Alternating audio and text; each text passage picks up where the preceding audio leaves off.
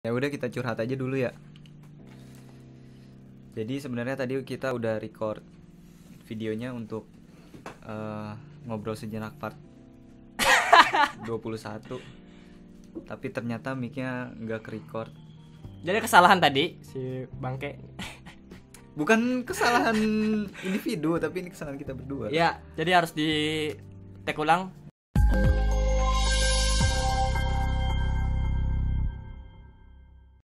Di tag ulang ya. Oke, balik lagi di Pan ID di episode terbaru. Udah lama kita tidak tag.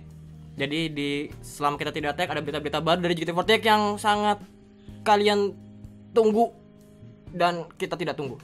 Ya. Oke, jadi ada beberapa berita. Ini kita rangkum aja kali ya. Ya kita sebutin cepet aja. Jadi ada Males banget tadi udah nyebutin panjang-panjang lah. lagian gak kerikat. Ternyata Oke, nggak ada 6 berita.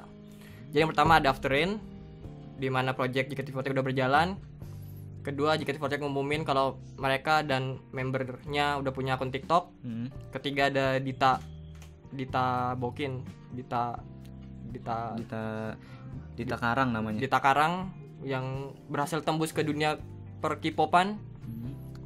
Keempat ada Aya Yang siapa lagi nih? galau. Ya lagi galau karena banyak tubiran. Terus yang kelima ada JKT48 ngupload video-video lirik di mana ada animasi yang bagus. Terus yang terakhir ada tim T, dibentuknya tim T. Apaan sih? Tim T dibentuknya tim T? Mulai terbentuknya tim T. Ya, pengumuman. pengumuman begitu. Oke, dari yang pertama di Summer Rain ini. After Rain, bro. Ya, After Rain. Bentar gua ngurangin pencahayaan. Ya, berita pertama yang After Rain itu jadi proyeknya JKT48 udah berjalan kan? Itu diusung oleh Baby. Jadi proyeknya kayak gimana tuh? Jelasin dikit. Jadi proyeknya After Rain ini para member dan fans itu bikin video nyanyi After Rain bareng-bareng. Oke. Tapi secara terpisah ya, maksudnya bukan bareng-bareng. Oh, bukan ngumpul bareng kan? Bukan ngumpul, maksudnya bikin video masing-masing terus digabung-gabungin videonya. Jadi dalam satu video tuh ada beberapa video gitu. Oke. Ya Bagus sih. Kalau kata gua ini sesuatu konten yang bagus gitu dibandingin konten-konten yang ngobrol biasa sebelumnya gitu. Cuman yang jadi pertanyaan kita adalah kenapa urutan membernya sesuai dengan Senbatsu yang original. Mungkin kalau itu kalian yang jadi mengganjal lah di hati kita lah. mungkin kalau kalian sadar, jadi di awal video ada Sunny, ada Fanny dan diikuti oleh siapa? Amel Terus dan seterusnya. sesuai urutan. Ini yang gue bingung adalah kenapa sesuai dengan apa ya, pemilihan member. Emang ada kaitannya Summer Rain? After After Rain. Jadi iya itu sih yang bikin kita agak ngeganjel karena menurut kita nih After Rain kan nggak ada hubungannya sama sekali dengan Senbatsu gitu. Tapi kenapa urutan member di videonya tuh Sunny, terus Amel, terus Fanny, Amel dan seterusnya gitu kan sesuai dengan urutan Senbatsu. Padahal nggak ada hubungannya gitu. Mungkin ada 2 kemungkinan, bro. Apa? dia udah bisa deh. Yang pertama. Kurang lu gua kasih tahu. Iya. Yang pertama karena JOT tuh nggak mau membuat fans yang udah ngevote Senbatsu sebelumnya tuh kecewa gitu kan, karena kan bisa dibilang kan Senbatsu yang kemarin adalah 32 orang yang ibaratnya fans terbanyak gitu dengan pengeluaran fans yang terbanyak juga gitu kan, dibandingin Senbatsu sebelumnya gitu kan, dibilang record pengumuman suaranya luar biasa banget. Nah itu mereka pengen mengejaga nih karena yang udah ngevote kayak ibaratnya Sunny, terus Fanny gitu yang udah keluar uang banyak, tiba-tiba pas lihat Kok nggak ada Sunny gitu. Oh iya, Love Friend. Kok Sunny di belakang gitu. Hah? Love Whisper. Summer After Rain tiba-tiba kok nggak ada Sunny dan Fanny. Nah, mereka pasti merasa kecewa gitu. Makanya kenapa dia harus ditonjolin di awal. Ini kemungkinan pertama. Kemungkinan keduanya. Silakan. Jadi kalau menurut gua kemungkinan keduanya itu karena JOT nggak tahu harus mulai dari mana dulu nih. Siapa dulu member yang harus ditampilkan di awal gitu kan. Di awal video apa sesuai dengan Senbatsu ya kan, atau apa sesuai dengan nomor bingo gitu kan. Oh ya diacak di layar. Oh ya di random. Kalau menurut gue sih itu karena ya siapa dulu yang taruh di awal, oh sesuai Senbatsu deh.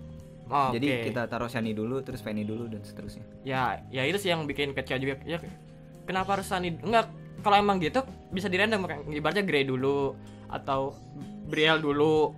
Seenggaknya kan yang terpenting kan masih ada di cangkupan 32 besar itu loh kata gua. Tapi kalau menurut gua sih kalau emang di random kayak gitu justru malah lebih menjadi pertanyaan sih.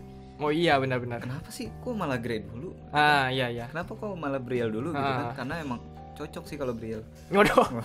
Iya, kalau misalnya Shani dan Fanny langsung kan berarti udah kebaca. Ini mah orang-orang yang senbatsu gitu. Jadi gregetnya kurang. Jadi akhirnya fans itu nonton itu bukan karena ngeliat membernya, tapi pengen ngeliat orang yang ikut partisipasi di dalam itu atau gitu sih. Oke, yang kedua. Jadi yang kedua nih ada diresmikannya TikTok oleh JKT48 gitu. Jadi member-member JKT48 dibikinin akun TikTok resmi dari JKT48 gitu. Itu semua member apa enggak? Enggak sih. Enggak ya, ada beberapa yang cuma yang berpotensi bisa TikTok aja sih. Yang suka-suka main TikTok gitu kayak siapa sih Anin. Iya yang kayak gitu-gitu lah. Itu dia bikinnya tuh karena emang apa ya, ikut ke bawah arus lagi rame TikTok nih, atau emang sebelumnya member udah punya akun TikTok tersendiri gitu? Sebelumnya kan emang udah pada punya.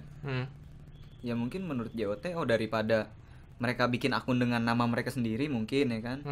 Akhirnya ya udah kasih akun TikTok aja nih biar ada embel-embel JKT48-nya. Ya kalau menurut gua sih kayak gitu. Berarti kalau misalnya member yang sebelumnya udah punya akun TikTok, berarti mereka sebenarnya diperbolehin dong buat akun media sosial. Iya, selain mungkin. Yang udah. Ya kenapa nggak bikin Facebook dulu? Ini awal ngidol pertanyaan. Kenapa nggak ada Facebook? Nggak gitu. JKT kan capek-capek udah bikin akun IG, akun Twitter gitu. Kenapa member bisa bikin akun di luar yang udah dibikin JKT48 gitu? Apakah emang dipersilakan begitu aja atau apa gitu ya? Kan? Gitu kan. Yang gue bingung tuh itu gitu. Terus kalau misal JKT bikin akun TikTok, emang dia udah nggak laku lagi di Instagram gitu ibaratnya? Kenapa harus di TikTok gitu? Tapi kan disebarkannya tetap di Instagram. Ya berarti TikTok hanya perantara doang dong. Iya, perantara buat bikin konten Instagramnya para member sih kalau kata gue. Oke. Cuman gue nggak masalah dia mau bikin TikTok. Gue juga nggak masalah kalau dia sewaktu-waktu mau bikin Bigo Live gitu kan ibaratnya. Cuman yang gue masalah adalah dimanapun dia bikin video, mau di YouTube, mau di TikTok, mau di IG, kontennya itu selalu apa ya, nggak ada ciri khas kalau dia tuh JKT48 menggambarkan JKT48. Karena kalau misalnya gue lihat ibaratnya kayak Anin kah atau siapa gitu yang member-member lain, mereka bikin video tuh di mana emang yang lagi happening sekarang gitu. Itu nggak salah juga sih, cuman akhirnya yang gue bingung apa bedanya member JKT48 dan akun para wanita-wanita lainnya gitu kan. Pemain TikTok lainnya gitu kayak Cimoy. Ada KKI gitu kan. Makanya kalau misalnya gue nggak ibaratnya gue buka TikTok nih, ibaratnya nih ya, gue nggak punya TikTok soalnya. Ibaratnya tapi dulu pernah download sebelum JKT tuh. TikTok apa Bigo? TikTok, Bigo nggak pernah. Ya di HP yang ini. Iya. Oke. Bisa gue Anin, asumsikan Anin lah. Gua nggak tahu itu Anin. Gua nggak ngelihat nama akunnya ibaratnya. Gua pasti berasumsi, wah cakep nih. Gua love dong. Terus gua swipe, wah cakep juga nih cewek. Akhirnya ya gua bingung adalah nggak ada perbedaan gitu di mana dia member JKT48 dan cewek yang lainnya gitu. Yang lain. Kalau misalnya konsep dance-nya atau konsep kontennya sesuai apa ya yang lagi ngikutin. Sama aja. Ya betul. Terus kalau misalnya gua ibaratnya gua tahu nih, wih namanya Anin nih, member JKT48 ternyata. Dance-nya misalnya lagi dance A, oke gue love. Terus gue swipe, ternyata ada cewek lain gitu, dance-nya sama nih yang A. Gue akan beranggapan kalau cewek itu juga member JKT48 berarti, karena nggak ada value yang dibawa dari JKT48 gitu. Misalnya yang menggambarkan kalau konten ini tuh JKT48 gitu. Misalnya kalau orang yang kenal JKT48 terus tidak melihat nama akunnya, harusnya JKT48 mikir gimana bikin konten yang ini kontennya JKT48 nih yang beda daripada konten-konten akun cewek yang lainnya gitu. Di TikTok atau khususnya. Bahkan mungkin harusnya JKT48 bikin tren sendiri. Nah, itu tren yang sendiri bisa diikutin sama pemain TikTok lain. Benar. Kalau dia mau kayak fans baru gitu. Oke, itu. Terus yang ketiga, Yang ketiga nih ada berita dari dunia K-pop nih. Waduh, kenapa nih? Jadi ada satu idol K-pop baru, girl group namanya Secret Number. Salah satu anggotanya adalah Dita, orang Indonesia. Dan Dita ini dulu pernah ikut audisi JKT48 dan ternyata nggak lolos, bro. Bentar, Dita udah nyoba JKT48 dan nggak lolos, tapi lolos di K-pop. Ya. Salahnya di mana nih dia bisa nggak lolos di JKT48? Ya mungkin belum sesuai sama kualifikasi yang dibutuhkan sama JOT mungkin. Oh, bisa disimpulkan jadi JOT standarnya tinggi. Iya. Terus Dita nggak sesuai gitu sama standarnya. Terus akhirnya pas dia ke K-pop lolos. Berarti standar K-pop tuh di bawah JKT dong. Bisa gitu. Bisa jadi ya kan? Karena nggak semua K-pop standarnya tinggi. Kok gitu sih? Enggak. Gini deh, coba lurusin deh. Gini. Bisa jadi waktu si Dita ikut audisi di JKT itu dia belum terlalu bagus gitu. Dari dance-nya, dari nyanyinya, dari public speaking lah, misal penguasaan panggung dan lain sebagainya. Mungkin pas awal audisi JKT dia kurang bagus. Kemudian dia improve tuh. Dia ngembangin dirinya, latihan, ikutlah K-pop kan. Oh, ternyata sekarang udah bagus. Lolos di K-pop. Misalnya kalau Dita yang sekarang masuk ke JKT48 lagi dengan kualitas sekarang, menurut lu bakal masuk? Serius? Dengan perkembangan JKT48 yang sekarang? Mungkin. Kalau kata gue sih dia gak akan masuk, bro. Kenapa tuh? Ini bukan karena ya standarnya, bukan masalah standar tinggian siapa lah ibaratnya, tapi emang JKT48 tidak mencari member sekelas Dita. Kenapa? Ini kasih perumpamaan ya. Pas Dita masuk nih ke ruang isolasi, ke ruang audisi 48 nomornya. Iya. Gila. Nama siapa? Dita? Enggak, nomornya enggak 48. Apa? Rahasia. Oh iya. Kan secret number. Oh iya, enggak ada nomor. Nama siapa? Dita. Oke, Dita. Coba nyanyi. Bagus, lulus. Ada 4 kriteria yang dicari JOT. Coba dance. Bagus, lolos.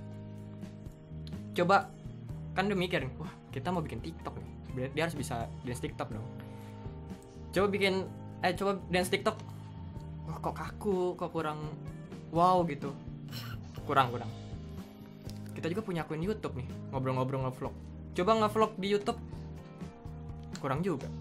Tapi kan dulu belum ada YouTube dan TikTok, bro. Mana ada YouTube tuh dari udah ada. Enggak, maksudnya YouTube belum se-hype sekarang. Ya, tapi kan visioner JKT. JOT udah mikir ke situ. Apa enggak dipikirin sama JOT? Tiket aja dipikirin sama dia. Nah, terus jelas. Wah, ini enggak lolos nih. Maaf, kamu tidak diterima di JKT48. Dita keluar kan, kecewa gitu kan. Ada masuk member satu lagi yang sekarang peringkat 1. Peringkat 1 gitu kan. Coba nyanyi. Biasa aja. Udah biasa aja, tulis deh. Nah, biasa nih. biasa. Enggak jelek kan? Biasa. Terus dance. Biasa juga. Tapi bisa dibenahi, biasa. Coba dance TikTok. Wih, bagus nih. Ini keren nih, lulus. Coba nge-vlog. Bagus juga. Lulus. Berarti visioner dong. Ini yang dicari sama JKT48. Itu yang dicari member kayak gitu, makanya akhirnya Dita enggak lolos. Berarti JKT visioner. Melihat masa depan. Tapi kan kita nggak tahu juga kebenarannya. Nggak tahu juga. Cuma kemungkinan. Kita bahas cepat. Lo sadar apa enggak lulusan dari JKT48 gak ada yang jadi penyanyi atau dancer? Bentar.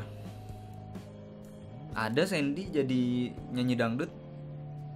Tapi nggak terkenal sih. Ya ibaratnya gitulah. Siapa lagi?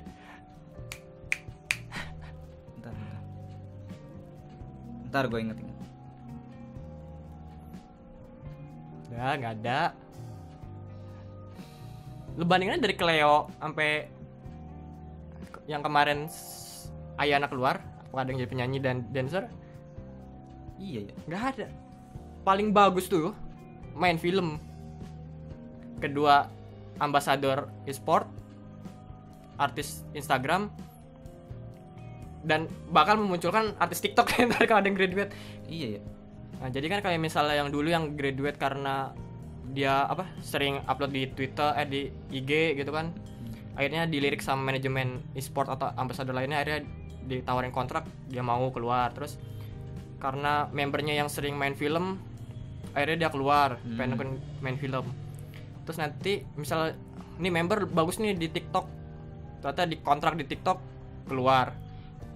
Daripada JKT48 susah-susah ngajarin orang nyanyi dan dance, gimana kalau JKT48 diganti aja jadi akademi seperti menyalurkan bakat acting atau dance, TikTok. Tapi kan dance mereka juga nggak buruk, bro. Emang nggak buruk, tapi akhirnya kan pada akhirnya kan nggak ada yang JKT48 kan terkenalnya nyanyi sama dance nih, kenapa? Ya tahu lah. ya mungkin terkenalnya nyanyi sama dance-nya secara beramai-ramai. Kan kalau udah graduate kan udah masing-masing dong. Udah nggak bisa menonjolkan rame-ramenya itu. Ya iya, makanya daripada JKT48 capek-capek bikin ngelatih orang nyanyi dan mendingan difokusin langsung gimana cara jadi YouTuber yang baik, gimana jadi TikToker yang baik, gimana jadi selebgram yang baik. Mendingan kayak gitu aja langsung kalau kalian enggak lah. Kan sebagai wota-wota harus tetap ngidol. Ya kan bisa ngidol di teater, gak usah nyanyi. Nge-vlog aja sama nge-TikTok gitu loh. Itu maksud gua. Oke. Udah lah, next berita selanjutnya. Aya. Berita selanjutnya Aya nih, Aya lagi galau. Aya galau. Jadi kemarin tuh Aya nge-tweet kayak gini. Bukan berarti nggak pernah share foto keluarga itu berarti nggak punya keluarga. Please think twice before you post. Dia suka twice before you post. Iya. Oke. Jadi kayaknya ada tubibers. Kayaknya ada tubiers. Orangnya suka nge-tubir apa sih bahasanya? Tubirers. Jadi dia nyinggung kalau misalnya si Aya tuh seperti nggak punya keluarga karena tidak jarang foto sama keluarganya. Iya. Gitu. Cuman gue nggak tahu gimana komentarnya sehingga Aya bisa sampai naik pitam seperti ini gitu. Iya, tapi kayaknya sih parah banget sih. Pasti parah sampai banget. Dia bilang kayak gitu. Terus yang tweet keduanya coba beretika sedikit kalau mau nanya gitu. Ya emang yang nanya tuh nggak ada etika gitu kan. Bukannya lu yang nanya? Waduh. Ya gue tahu lah gimana perasaan Aya, pasti sedih banget. Apalagi seorang artis nggak mungkin jauh dari seorang tubiran.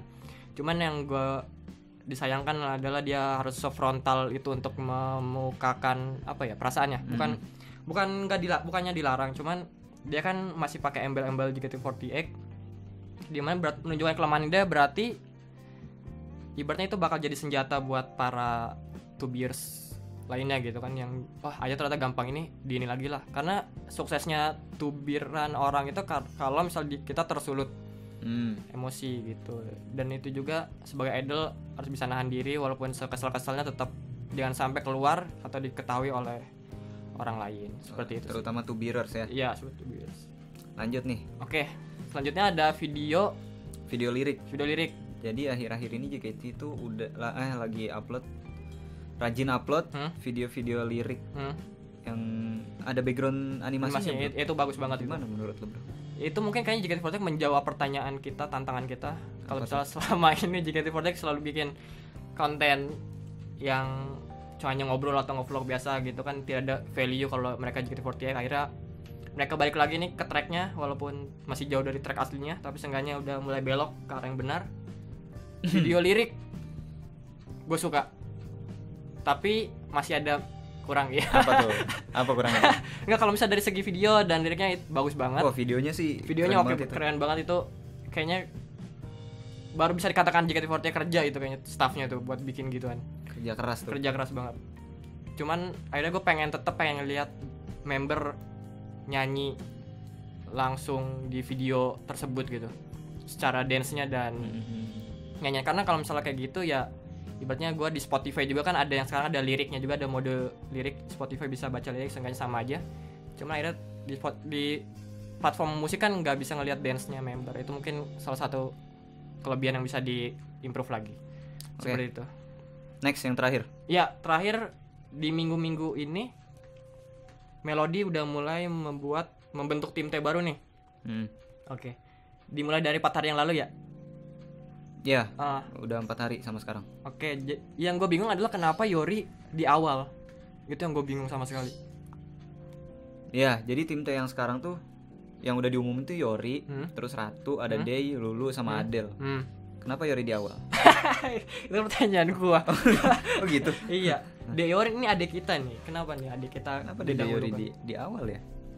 Apa ada penilaian tertentu supaya dia masuk urutan pertama untuk ditelepon melalui video call gitu kan? Yori kenapa ya? Gue juga nggak tahu kenapa penilaian Yori, karena gini loh. Kalau misalnya gue nggak tahu background apa yang mau dicari tim T yang sekarang, misalnya bentuk warna apa yang mau dibikin melodi di tim T sekarang, karena kalau bisa dilihat kan Yori walaupun umurnya dengan sekarang kayak member baru, sebenarnya dia udah punya pengalaman dan jam terbang yang lumayan di tim J, apalagi di tim J kan ibaratnya. Nah, makanya gue kaget kenapa dipindahin ke tim T itu dengan segudang ibaratnya waktu yang udah dia di JKT48 dan di tim J juga gitu. Makanya gue agak kaget kenapa harus Yori yang di awal gitu. Makanya pas Melody nanya perasaannya Yori kan, Yori 90% cenderung lebih sedih gitu. Ya, dia jawabnya seneng gitu kan. Waduh, seneng-seneng aja aja gitu kan. Tapi dari raut wajahnya sih tidak bisa dibohongin. Ya karena gimana ya, lu dari tim J ke tim T yang belum tahu lu konsep tim T yang baru tuh mau kayak gimana gitu. Jadi masih kayak abu-abu gitu kan. Kalau tim J kan jelas kayak gini. Yang dicari tim K3 jelas kayak gini. Sedangkan tim T yang baru, Yori yang udah nyaman ibarat di tim J dengan jam terbangnya dan ibarat popularitas di tim J, ya agak kaget juga gitu. Mungkin Yori dipindah ke tim T untuk membuat gebrakan, bro. Mau jadi kapten dia? Ya siapa yang tahu. Ya kan? Mungkin aja karena emang dia bagus terus di tim T nih, kita harus naikin tim T. Coba kita taruh Yori. Iya kenapa enggak ditaruh di tengah atau menjelang akhir gitu kalau emang gebrakan? Ya mungkin di tengah dan akhirnya ada yang lebih mencengangkan. Kita tunggu aja nih pengumuman selanjutnya. Ada nggak yang bikin kita terkaget-kaget? Makanya gue berharap abis Adele ini, ibaratnya udah mulai yang kelas berat nih, kayak misalnya Sunny ke tim T. Mungkin nggak sih Sunny ke tim T? Mungkin aja. Tapi Grey jangan ikut. Sulit sih kayaknya. Masa JKT berani nggak misahin mereka itu? Karena kan mereka udah punya channel sendiri nih. Iya. Nah, berarti chemistry-nya tuh udah terbentuk dia. Ya susah juga sih kalau kayak gitu. Ya ibaratnya Briel berharap lu masuk ke tim T lagi. Tim J lah nggak apa-apa. Tim J nggak apa-apa Briel. Ya ibaratnya nggak gini. Gue berharap tim J member yang ada di tim J di tim K3 seenggaknya nggak sebanyak 5 atau 6 orang yang diambil. Ibaratnya dari tim J misalnya 2, tim K3 2 gitu. Karena gue berharap akademi dan trainee yang di up gitu, kayak misalnya Marsha. Kok lu jadi menyebutkan kedua Marsha, 3 Marsha, 4 Marsha dan 5 Marsha gitu kan. Ibaratnya ya member-member yang baru gitu yang kemungkinan yang nggak punya OSI itu bakal ngosi lagi gitu kan. Oh ini kode. Ini kode nih kayaknya. Ya enggak gitu, karena jahatnya JKT48 itu tuh ke membernya adalah tidak memukul rata, bro. Jadi fans-fans yang di tim J dan di tim K3 ibaratnya kayak dibiarkan mereka ngepost di media sosial tuh lebih sering daripada di tim trainee dan akademi. Lo lihat gak sih kayak akademi trainee tuh mereka tuh jarang ngepost di media sosial. Karena lu jarang follow. Bukan jarang follow. Misalnya gue lihat nih, misalnya tim akademi siapa? Gak tau gue juga. Marsha. Iya bener Marsha lah. Gue lihat postnya tuh 2 sebulan yang lalu, 3 minggu yang lalu. Terus kalau gue bisa lihat Sunny ibaratnya atau Grey atau siapa lah, Gaby ibaratnya Friska, update 3 jam yang lalu, update sejam yang lalu. Perbandingannya tuh kenapa bisa sejauh itu loh? Lebih pasif ya kalau member-member yang akademi ya. Bukan, ini emang karena digerakkan oleh JKT48 ini. Siapa yang tahu? Kayaknya emang ditunggangi nih. Ditunggangi. Berat dong.